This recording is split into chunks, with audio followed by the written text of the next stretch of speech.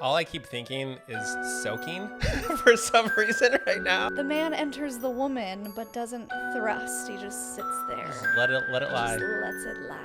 The things that you're exposed to when you date a Mormon. Hi, my name is Shelise Ansola, and this is Cults to Consciousness, where why are you giving me the look? Can I take a crack at it?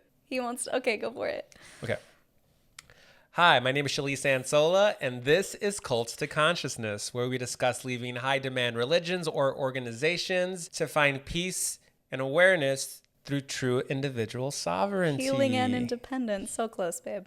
If this is your first time and you haven't seen us and would prefer to see us, make sure to head over to my YouTube channel. Make all the noise. Do you say that? No, make some noise for the YouTube algorithm. No, that's your other. Oh no, that's some other YouTube channel. That's another YouTube channel. Like, subscribe, all the things, and make sure to slide into the DMs if you have a really good story to tell and you want to come on the podcast.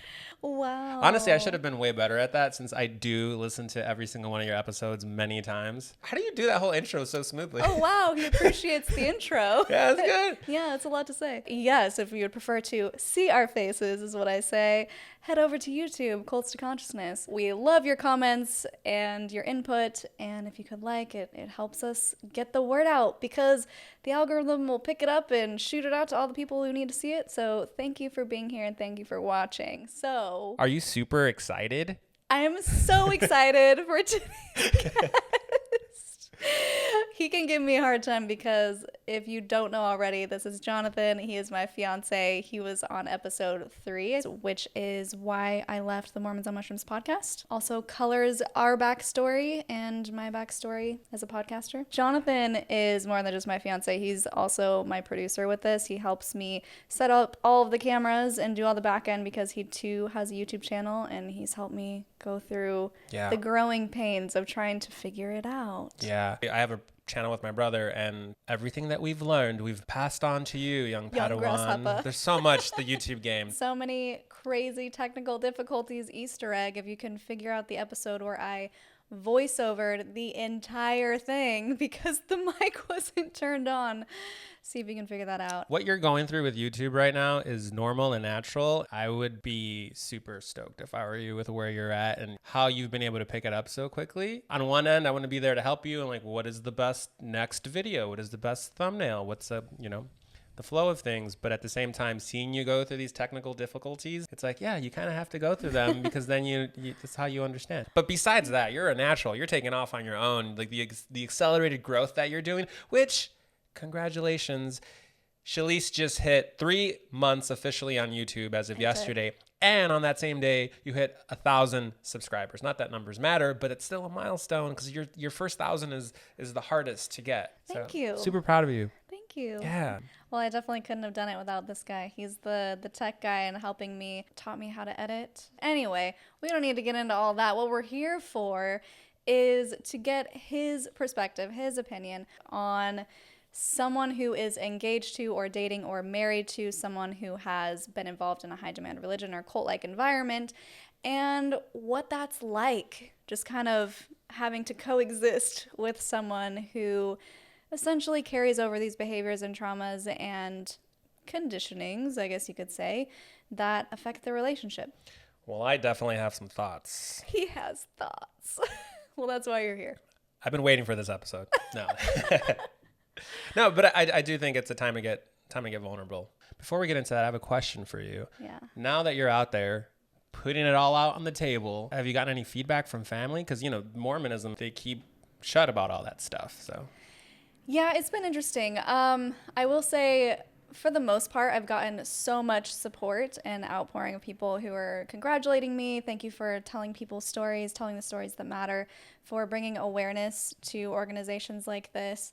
And on the other hand, it is a little tricky because I do have extended family who are still very much involved in the church, and I think it's painted me in a bad light. Unfortunately, one of the things that the church tells its members is for anyone that leaves is like, stay away from them. They're tempted by Satan. If you're not going to bring them back into the fold, just don't talk to them. And I have been fortunate to have friends who are still involved that don't listen to that and are still very loving and very supportive of me and don't see me as a different person. But when it comes to others, I mean, there's a whole range of different things. For example, one of the most extreme is I don't know if I mentioned this in my first episode when I'm telling my story, but I'm actually writing a book about my story. Being raised Mormon, finding out all of this abuse that had happened to me when I was a child, uncovering that, and finding healing through spirituality and leaving the Mormon church, and basically a memoir about that. And because Utah is so small and people talk, I found out from one of my family members that their plan was to, as soon as my book comes out, they wanted to sue me for defamation because the person who abused me is in our family, and wait until I was completely bankrupt and then bring me back into the church. And I'm thinking, well, that's what Jesus would do, right?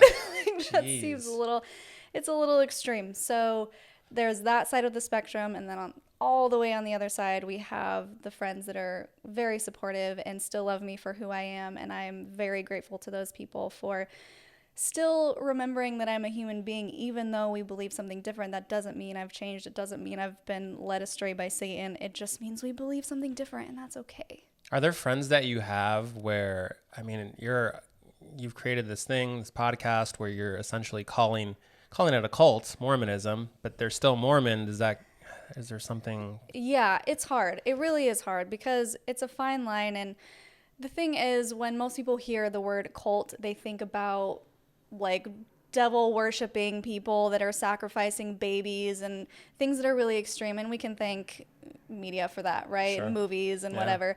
But when you really break it down as far as the definition, you can easily categorize something into a cult based on the mind control and based on the bite model, which Dr. Stephen Hassan coined the term for that. So the B is behavior control, I information control, T thought control, and E emotional control. And so when you look at the list of all of those things, I mean, it pretty much checks all of the boxes. So the thing about Mormonism is it's not an overt cult. It's not something that you can easily pin it because it's very bright and shiny. It's like 1950s housewife type of vibe. It looks really harmless from the outside, and I'm excited to get your perspective on and how you perceive Mormons before you met me. But what people don't realize is there's a lot of stuff going on under the surface, and maybe we'll get into that in a second. But first, I want to jump into your story so people understand your perspective and where you're coming from and just how you were raised. Well, like most people, I think, you grow up, you have whatever religion or belief system that your parents have are kind of thrusted upon you. And it makes sense, for us, we want to be new parents sometime in the near future. And what is the worldview? What do you give them to, one, navigate through the world, but two, be good people? And for my mom, it was, I'm Mexican American and Cuban. And Catholicism was our thing. So lucky for me, though, my mom wasn't the biggest practicer of it, but I hated church. I was baptized. I made my way all the way to communion. I did some schooling, catechism, I think it's called. And but yeah, by the time I was 15, I saw myself as a philosopher. I was always, having existential thoughts and with my buddies. And yeah, I was kind of over it by 15. So, but it wasn't a big conversation that I had with my mom about, I don't believe this anymore because, like I said, she wasn't really practicing. So for most of my life, have been estranged from my father. My father is this really charismatic, kind of mysterious guy. And he was New Age for the most part. A lot of people don't like that term New Age, but if you were to classify it in a bookstore, that's what it would be. But it's it's taking the it's the I'm not religious, I'm spiritual, and it's the all the stuff that we kind of believe now, you and I, as far as creating your reality, manifesting, the law of attraction kind of stuff, following your intuition. You had Ashley Easter. That was an awesome episode, by the way. If you haven't listened to that episode, it's right here. But yeah, so when he and I started to reconvene when I was about 17, I wanted to give him a shot, hear out his story, because I, didn't really, I butted him out of my life for the longest time. And then that's when he kind of showed me some books to read, like The Power of Now, Carlos Castañeda, The Celestine Prophecy, stuff like that. So, and you were what age at this point? I was from 17 to about 21. So at the time I felt super wise, and I felt like it's a whole magical way of looking at things when you feel like you're at a stoplight and you can change the light from red to green just by, So ultimately I ended up, I had a friend. So this is like this opposing force in my life at the time, who's, the scientist, the mathematician, and he was very pragmatic. And, my friend Jim, he had a big influence on me as well. I just ultimately became a pragmatist, which I felt and still do, because I would say I'm kind of a mixture of pragmatic, but with that magical, I still believe in creating your reality and manifesting and all that. As a result, my relationship with my father kind of took a hit. So, which was this newfound relationship. But anyway, where we landed with that was, I'm like, Dad, so, what if it's not true? And he's like, well, in the end, your way, it doesn't matter. You die, there's nothing, it doesn't matter. My way, maybe it does matter. Maybe there is more to this existence. Maybe we do have other lives, and you do have your higher self. And both philosophies kind of stuck with me. I do feel, though, because now I'm pretty agnostic when it comes to things, that, you had John Larson on. If you haven't seen that episode, that's another awesome episode. Click right here for that episode. That episode got a little bit of heat, I feel It did, yeah. When I think it's funny because the whole theme of that was going from Mormon to atheist to what happens after that. I thought that was really kind of a clever look at things, because you just assume that that's the end of the line, the finish line is atheism. But to me, when you're an atheist, you still believe, you have a belief system. It's kind of still religious thinking. What happens when you don't have religious thinking anymore? To me, that's being agnostic. And that's an approach which is basically like, I don't know. And that is the most honest you could be. So when we found each other and where I'm at now, that's my beliefs, that's my worldview. Yeah, I do think that's a really good way to approach things, is open to new information.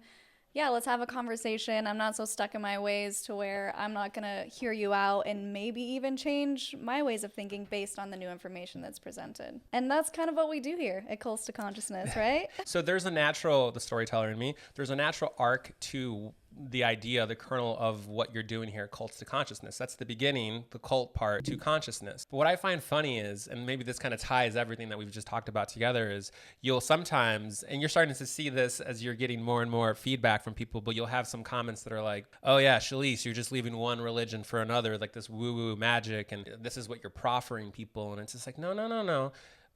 She's making it very clear in your tagline, it's peace and awareness, through awareness and true individual sovereignty. It's the consciousness part, which is the peace part. It's how you perceive it and how you thrust that onto yourself.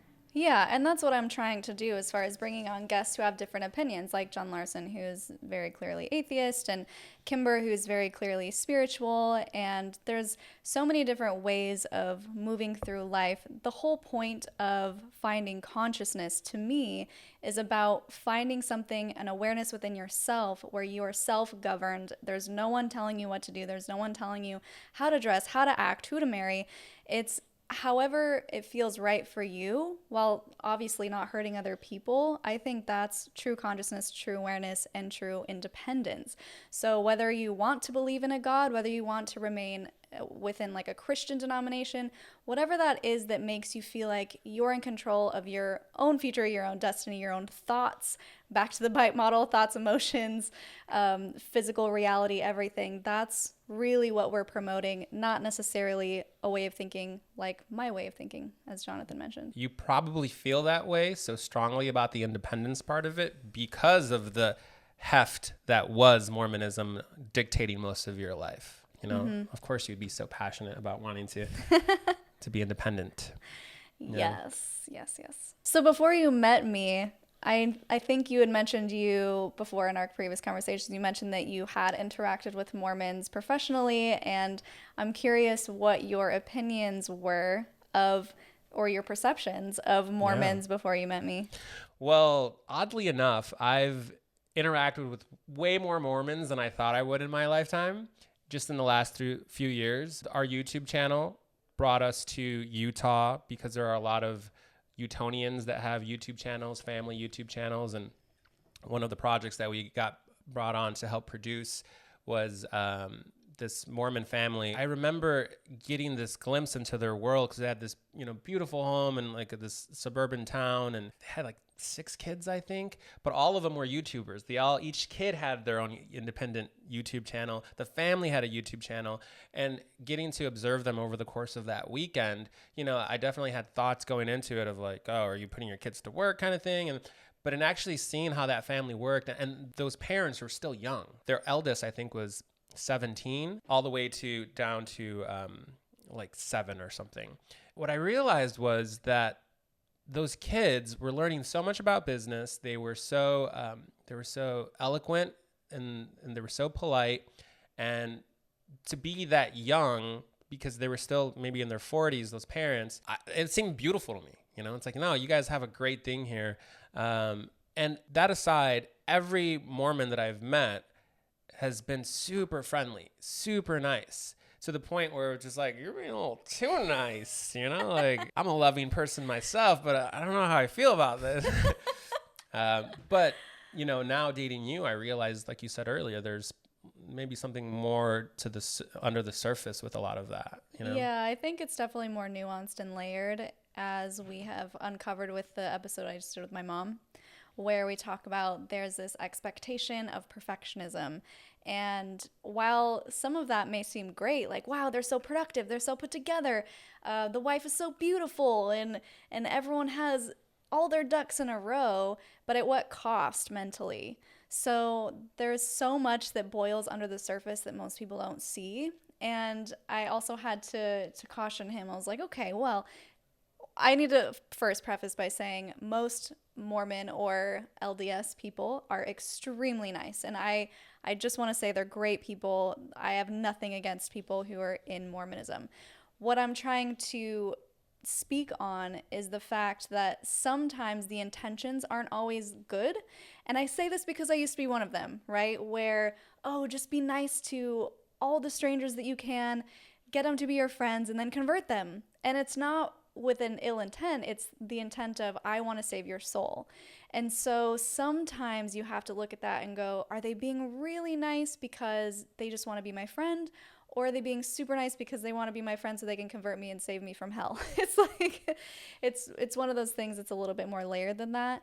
And also, I think not all cases, but in some cases, people are so overtly nice, and then behind your back, they will just talk the most smack about you. And I've also been privy to those conversations and know people who are like that, where you just put on a mask and you just pretend everything's fine, everything's happy, everything's great. And then the door closes and the claws come out and you're a totally different person. Or you just don't know how deeply you can trust these people because the layer of the mask is so thick that you can't really tell if they're being genuine or not in some cases. That was something that you mentioned in your last episode with your mom, which if you haven't seen that episode, make sure to... My producer did all the things. YouTube. But yeah, she talked about the whole, which I found fascinating, the turmoil and chaos of getting ready before church with the family and running around the house, Home Alone style. Yeah. And then showing up to church and, hi, Yeah. that was... that perfectionism. Now that we've been living together and really getting to hear like some of the back end on the family stuff, Mormonism versus not being Mormon within a family seems to tear families apart. Yeah, there's definitely been some turmoil that we've experienced with our extended family where it's really sad. Sometimes they just cut you off because of what you believe, and you, like I mentioned before, you've never changed as a person, but all of a sudden they can't be associated with you at all. And anyone who associates with you is also labeled as bad.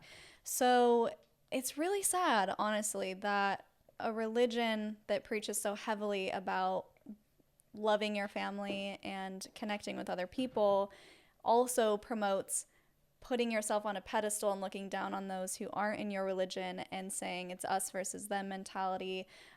We can't associate with you. Unless you want to get baptized, then come on over for, not tea, I almost said tea. Come on over for cookies and we'll talk about the Lord. So it's a really interesting dichotomy there where you get both sides of the spectrum, and I don't even think people in it realize that both things are happening simultaneously, but it's very common. That's such a bummer. It's a bummer that having different belief systems is the reason to not have a relationship. I mean, clearly that's a bummer, you know? Yeah, I agree.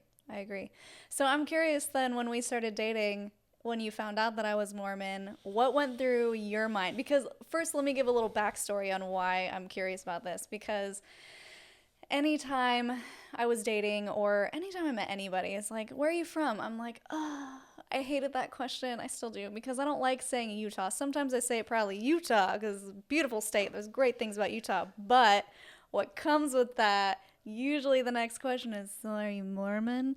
And this is something that we've talked about many times, but there's just this deep trauma that still lives in my head, and it still colors and shapes the things that I do, and a lot of it is unknowingly, unconsciously. And so when I have to tell people like, oh yeah, I used to be Mormon, almost always people are super fascinated, kind of like, oh, dance, monkey, dance, tell me about your horror stories. And it's like, it's really hard, for one. And for two, it's like, that's not really something you talk about with strangers, and it's really uncomfortable when you know that people don't actually care about your story. They just want you to entertain them with your trauma, which is not fun. So when I have to tell potential people that I want to marry, or when I did have to, not anymore, that I was Mormon, there's always this like, oh, what are they going to think about me? Because I don't think the outside world has a great perspective on Mormons. They just think they're a little crazy.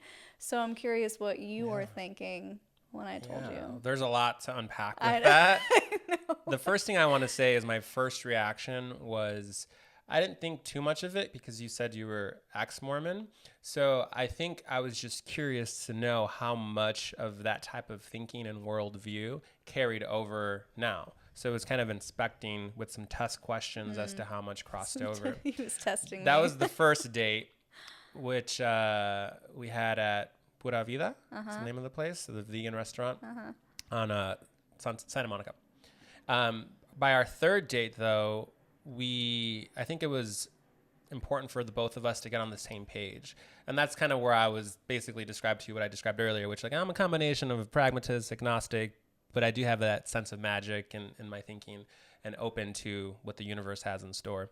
And then you're like, me too. And then we realized we were on the same page. So and that's important. I think especially if you want to have kids together, moving forward with some kind of foundation of a worldview, which is why usually religious people with the same belief systems end up together.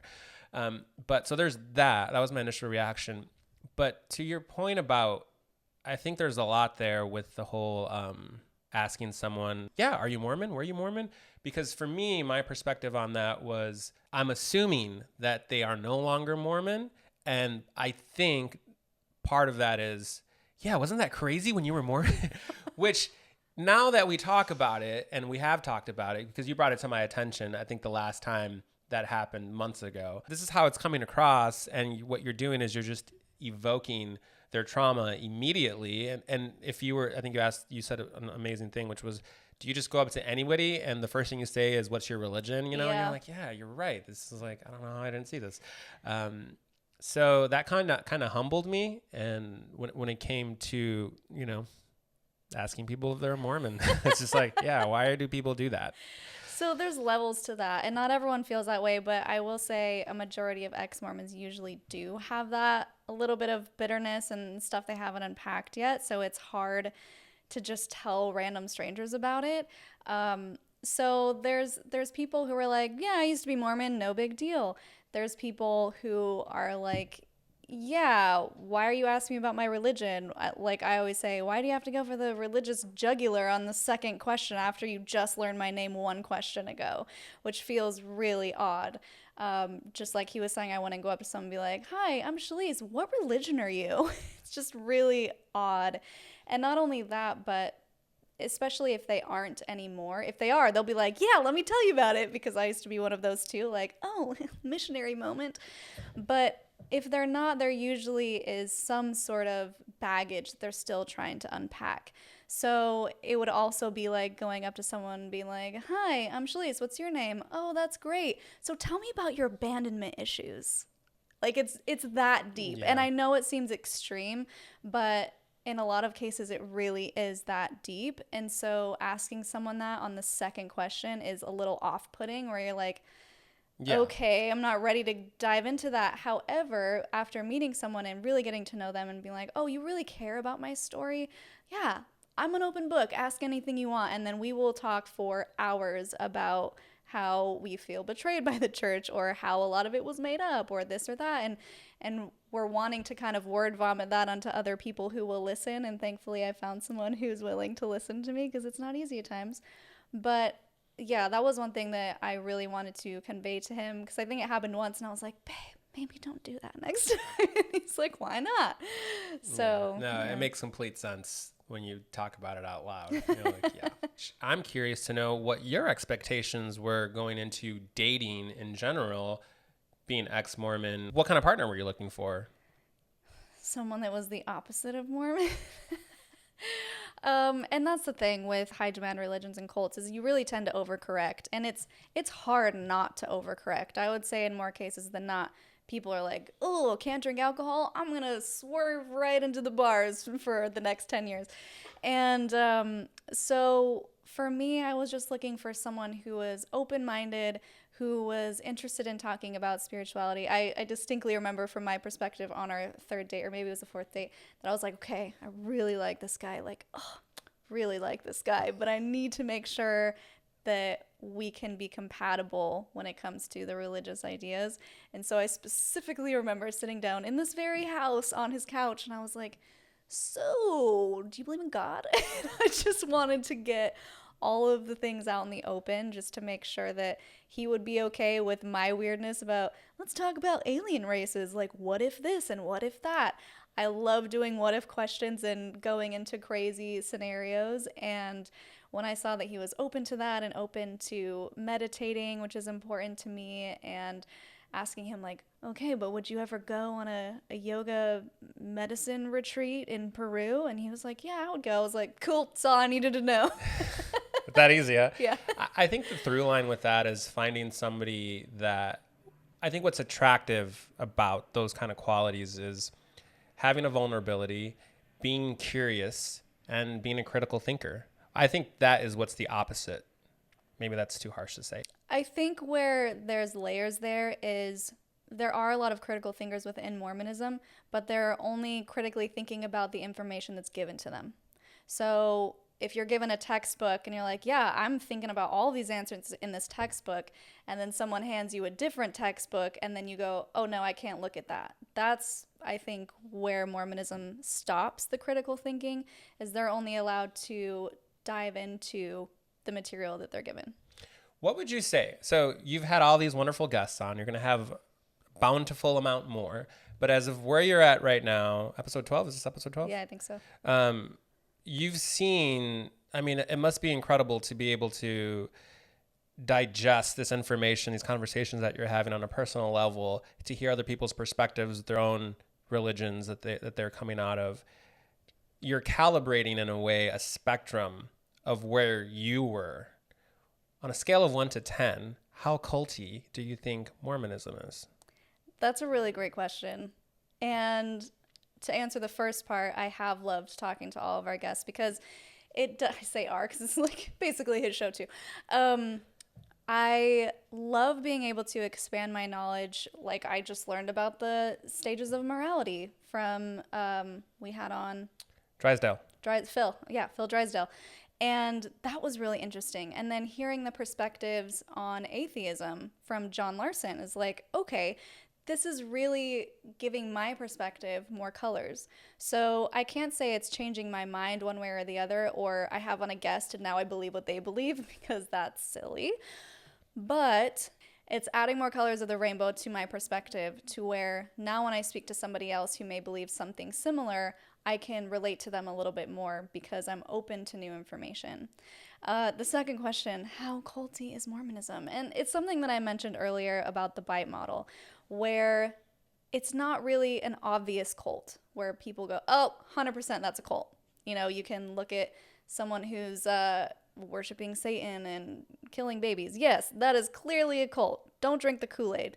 We've all heard that. Or where Scientology is very much a physically controlled cult where they will literally lock you in rooms or ship you off into the ocean and separate you from your family, and it's clearly something that you don't want to get involved in.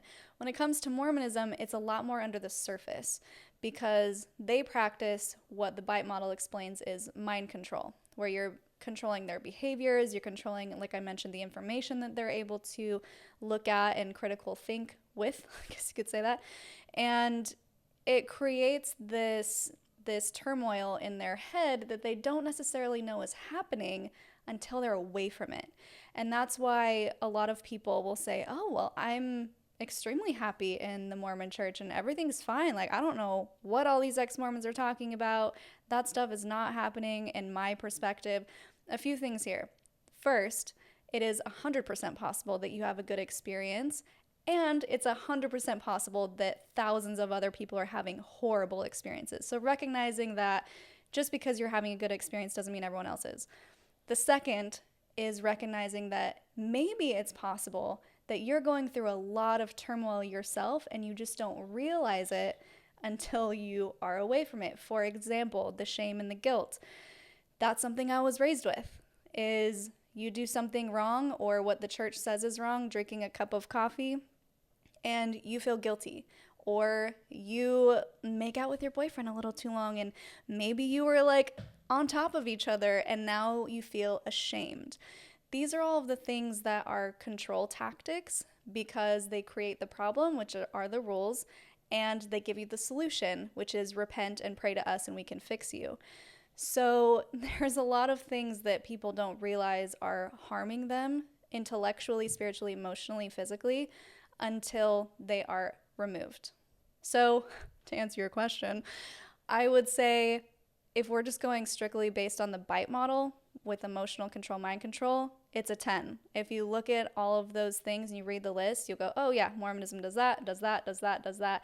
And it will shock you. The first time I heard about it, and I mentioned this in Ashley Easter's episode, which click here if you want to watch. We talk about how her mini ebook is actually what uncovered to me that Mormonism is a cult, because for the longest time I thought it's not a cult.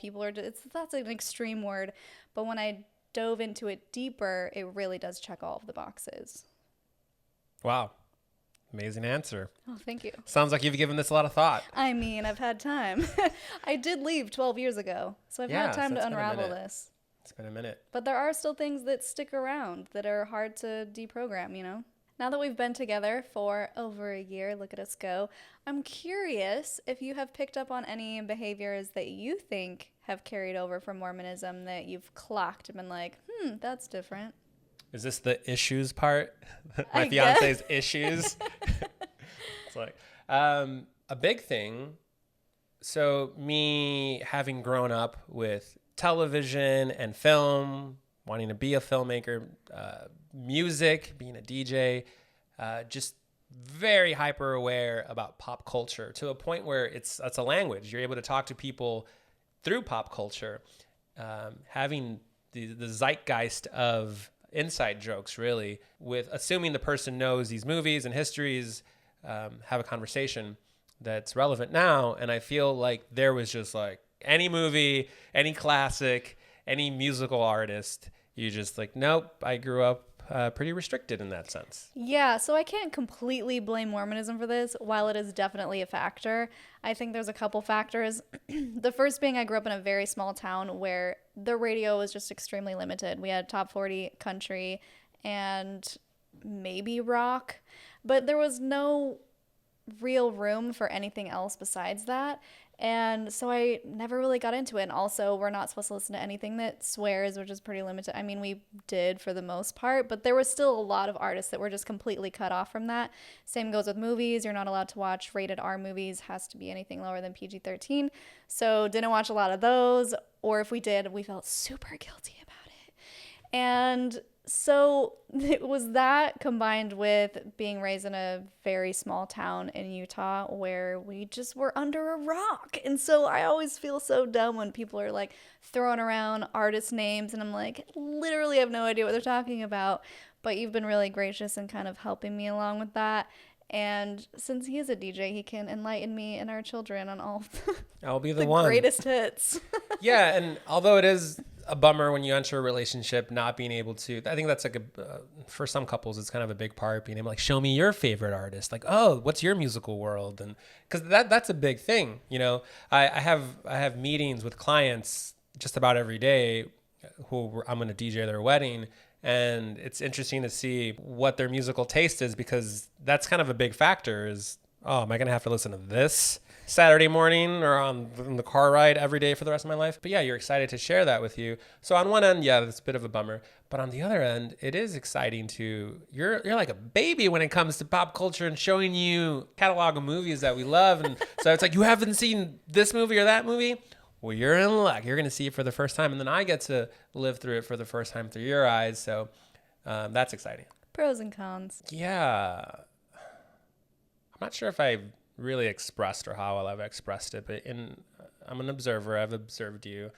I do think that your personality in particular, I don't know what it is, if you tend to follow restrictive things, like if it's easy for you to slide into those things, or if that's just has carried over. It feels like it's carried over. Some examples.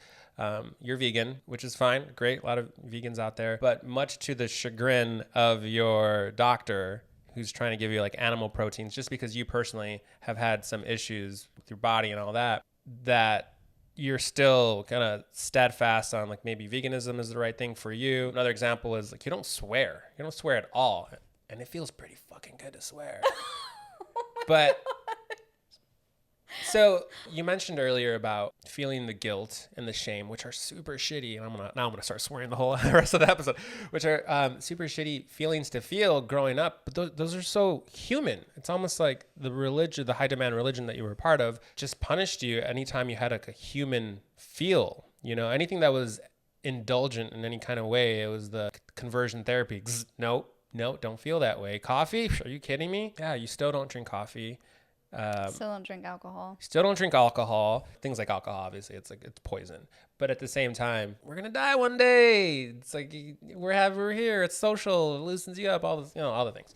So I'm just curious if that's you, or if that's that restrictive kind of thinking is something that's carried over from Mormonism. Interesting.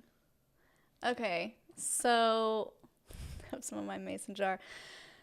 So you're saying you think that I restrict my lifestyle in certain ways because I was raised in a restrictive environment. That's what it seems like is the case, yeah. That's an interesting perspective. Because those are all indulgent things, drinking coffee or swearing or, all feel-good things, alcohol. Yeah. Having an omnivorous diet.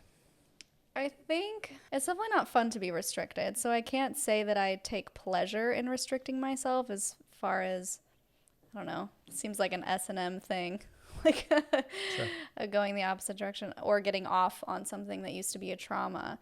I think what it's done, and maybe this is actually the opposite, maybe it's a positive thing that I took away from Mormonism, is that I'm able to have that self-control, and I'm able to put myself in that situation where I don't drink alcohol, or I refrain from eating animal products because I know what it's like. I know I've practiced so much self-restraint in my life that it seems easy to just go without something.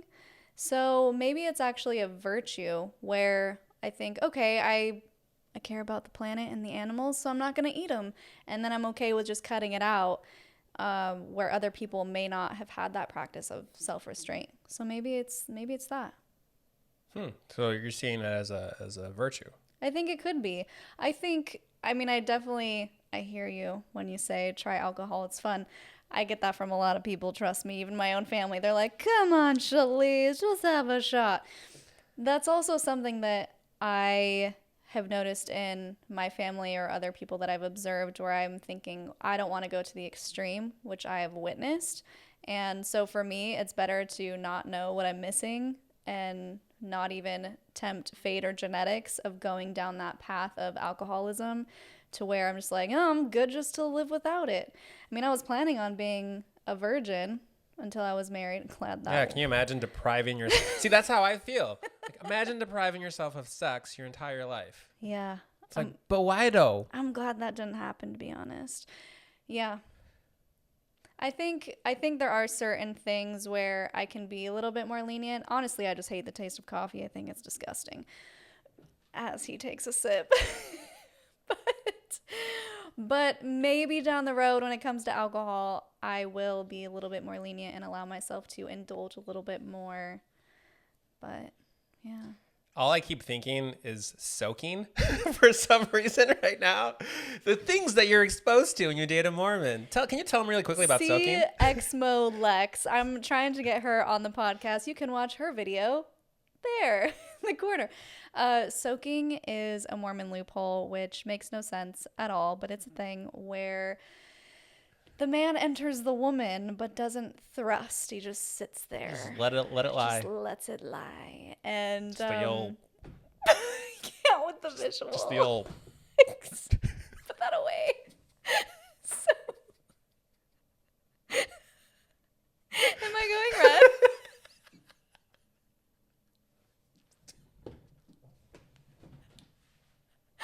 Okay. So that's soaking. So in a nutshell. So that's soaking. I don't recommend it. Although I haven't tried it. Let me just say that. But yeah, have all the sex and drink all the coffee that you want. Isn't there another loophole where you put it in the other? You mean the poop hole loophole? Oh, it even has a name. It's a name. I don't know. Everyone makes their own allowances and does mental gymnastics to get around the guilt and the shame. There's a lot of things that people are willing to talk themselves out of or try and make okay in their mind because sorry. I can't. I don't even know why I brought up soaking. I'm sorry. It has nothing to do with anything. They try and do the mental gymnastics to get around the shame because no one likes to feel ashamed and no one likes to feel unworthy. And that is the major theme of Mormonism is you have to make yourself worthy in order to get a temple recommend, in order to go to the highest degree of glory, in order to see your family again in heaven. There's a lot of things that you have to do and be in order to be worthy. And so creating all of these loopholes that make you feel better in your own brain is just a byproduct of that. So yeah, I want to have an entire episode where we talk about sex, literally, and talk about how things become distorted, about how there's no consent taught within purity culture, and dive into those rabbit holes, but that's for another day. Hopefully she is like 2 episodes from now. Yeah, because hopefully, we would love to have her on. Yeah, I think a big thing is how are we going to raise our kids? Because it's one thing to find somebody that you're on the same page with, but where to from here? Belief systems. Well, what are your thoughts?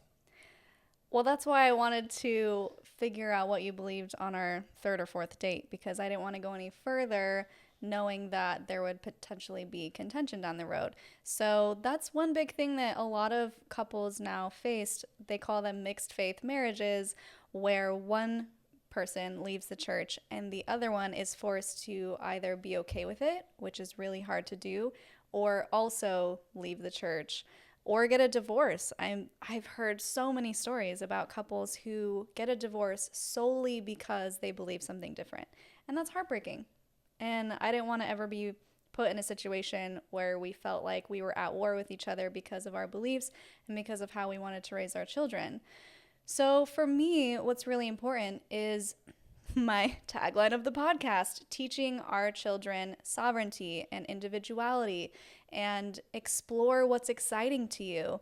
And of course, we're going to set boundaries. I mean, we're not going to encourage them to go become a Satanist or anything crazy, but we want to give them the full picture. So something that I never learned about was Buddhism. And I think Buddhism has a lot of great things to offer, talking about being present, about mindfulness, about every action has a reaction and a consequence. And I think that's really helpful information for a child. Everything you do is going to have a consequence. If you hurt that person, maybe they won't be your friend.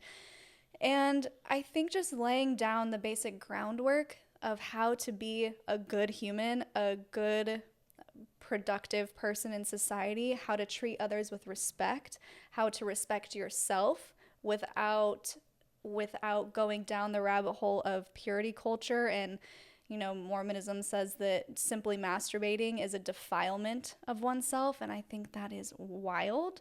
So also, speaking of sex, just being really open and honest and having really in-depth conversations about what sex is and what you can expect and how to have safe sex and how to avoid getting pregnant and all of these things that will make children feel empowered instead of afraid.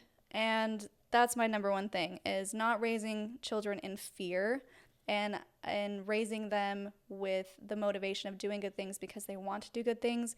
Even if that starts, as we talked about in Phil Drysdale's episode, even if that starts of do good things because you get a reward, I still think that's more effective than do good things because you'll be punished. Brilliant. Thanks. Ditto. I'm glad we're on the Ditto. same page. Yeah, I think you touched on something that really speaks to me, which is the whole be a good person for the sake of being a good person. I think one of the other ones is living in fear of the watching God, the self-policing. That's what religions do, right? It's like over generations they make it so that you can police yourself within a society. I don't think that you necessarily need a religion to just do good. I think we could do good for the sake of doing good. When teaching our children how to live life, I love the exploration part. I think it's one of the things we touched on earlier, which was it's okay to be human. It's okay to things that feel good. Obviously moderation, obviously things have limits. You know, the sex thing is a big topic. Feel free to talk to us about it. There's so many stories I've heard about kids that like their parents are the furthest people away that they'd want to talk to, especially in the world that we live in now with the internet and where we're going to continue to go with this thing, where there are endless answers and perspectives out there. Of course, that's going to be an outlet for them to seek answers, but always having the door open for if you want to talk to us about anything, you can. But yes, encouraging not just critical thinking, but to see all sides of things, to see all the perspectives on any given topic. Great, you feel really strongly about this theology. Take a look at how these other people feel about it and try to really understand their perspective as to why they feel about it. See it from all sides and then see if you still feel the same way about it. Yeah, I agree. Also, what we spoke about in Noemi's episode, which linked here, was when she went to college and took religion courses, the first thing her professor said was, you are a student and leave everything you know about Christianity out the door because we are here to analyze it from a logical point of view. And I love that approach just in general. Go in with, yeah, let's deconstruct the Bible. Let's check this out. See if there's anything good that you can take away from it. Let's look at Hinduism. Let's look at the chakra systems and allow them to explore from a more logical point of view rather than something that they're attached to emotionally. And then if they grow attachments emotionally, then that's their thing and that's beautiful for them. But showing them, like you said, the full spectrum instead of just one limited line of thinking. Which, by the way, that brings me to my Linda Listen. Can I do a Linda Listen? Is that okay? Yeah. Yeah? Okay. Because it's a perfect segue. Linda Listen. If you are in one of these religions that it's so hard to not be harsh, but if you've got the blinders on, but you don't see it that way, you just see it as, no, this is it was the Mormons that were the right ones. If you see it as this is the right way to go, fine. But don't be so closed off to other people's belief systems. It seems generic, but it seems like it's worth saying. And also definitely family over that, you know, be present in the moment, live this life. Don't live for some afterlife that may not come. Your mom said it beautifully in the last Linda Listen. She said, choose love, choose being curious, but really being curious and really being open. And if you're not going to do that, at least don't cut off your family and be okay with them being different from you. Amen. So before we close, I'm wondering, is there anything about Mormonism that you've learned from being with me for this amount of time? So much. Jeez. Like I said, I feel like I've learned way more about Mormonism in this lifetime than I would have ever thought. Well, I learned something recently, which was there's a prophet. There's always a prophet. There's always a vessel for God, which was like, and they're always pretty, like, what, 50 years behind in their thinking. So like, yeah, because they're like in their 90s by the time they are prophet of the church. Good luck battling social media and the internet and the information age. That's why there's people are leaving religions at a record pace, right? Mm-hmm. The Mormon Church's current prophet recently said, your first resource should be God, not social media people, because they know that people are listening to those speaking out and having a voice and leaving. And so they're like, yeah, just don't listen to anything they say, which should be a red flag, actually. Yeah, for sure. But also, I get it. It's scary. You know, that's a big thing that I've learned from you is when your entire identity is wrapped up in this belief system, once you start having those thoughts, whether it's gradual or it is that moment of clarity, as the AA members say, it must be super scary to start that deconstruction process, because you are having to basically start over with with everything, your personality, with the fear of excommunication. So we get it. We're here for you. And that's something that you're doing with this podcast, which is what I love. You're helping people by offering perspectives. You're doing exactly what it is that we're preaching about right now, which is you're doing your own research. You're hearing other perspectives, and you're at the helm of that. Again, so proud of you. Thank you. Thank you for doing that. Yeah, it's going really well. And I have to thank you for being my in-house therapist, because, the church will do something that I'm like, babe, you would not believe. And he's like, here we go.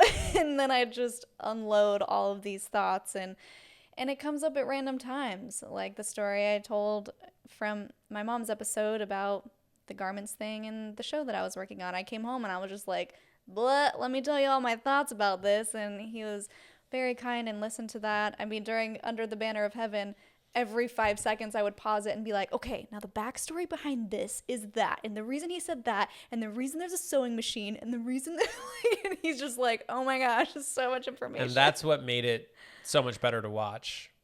Yeah. Oh, well, I'm glad you feel that way. Yeah. Yeah, that was a really good show, Under the Banner of Heaven, which is based on a true story, not necessarily the detective's line. The detective is essentially the narrator of the book, which you can go read. Highly recommend. That we are viewing the story of the actual murders based on a prophet's doctrine. So it's pretty gory and crazy, but very interesting if you feel so called. So did we cover everything? Did you have anything else you wanted to add? That's everything. Wow. Thanks for being on the podcast, babe. Yeah, of course. Thank you for having me. It's been a pleasure to see your growth. And it's been pretty cool to be on here. Thank you for having me. Yeah, of course. If people want to connect with you and say, hey, I also am engaged to someone who is ex-Mormon, we need to chat, where can they find you? Yeah, so our YouTube channel, my brother and I's YouTube channel, is Method Box. We invented a word, Method Box. YouTube, we talk finance, entertainment. We try to bring filmmaking to how to make money, which is very interesting in today's times with the recession and everything. Instagram, it's my name, Jonathan, spelled the right way. I'll let you figure it out. Rosales, my last name. And I think there's an underscore Underscore. at the end there, unfortunately. Yeah. Yes. Yes. So reach out to him if you have any burning questions, or leave something in the comments below and we will do our best to respond. And if you love this episode, you will definitely love the one that I just did with my mom. We'll link it at the end. And until next time, follow your highest excitement, be conscious, and be well. Nailed it. Nailed it. Thanks for listening. If you like what you hear, it would mean a lot if you could like and subscribe on YouTube and leave a review or a comment to help with our visibility. You can also find me on social media at Cults2Consciousness, or reach out by email at cults2consciousness@gmail.com.